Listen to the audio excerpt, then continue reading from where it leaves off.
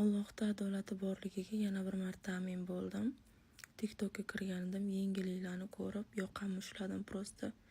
2 yil oldin Samarqandga kelib, mani zor qaqshatib, erim bilan urush turtirib, mamorozalik qilib, qizlarga qo'shib, o'zini bitta singlisiga, o'ziga o'xshagan singlisiga qo'shib, Tojikistonlarga olib ketib, erimni pullarini sog'ib, shantajli qilib yurgan opaxonimizda ko'zasi sinib qopti.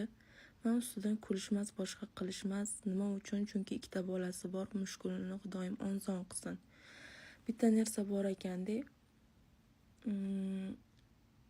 nimadir kimgadir qilsang, bu dunyoda o'sha qaytmaguncha o'lmaysan deyishgan ekan.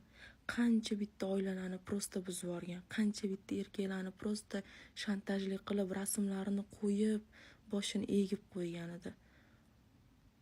Prosta o'zini boshi egilib qopti. Shu Toshkentluman deb prosta 5 yilga kirib ketibdilar opam. Shuning uchun chestdan ketish kerak emas. Erkakga nimadir gapirishdan oldin to'xta. Men uni ko'rmaganman shunaqa qizligini.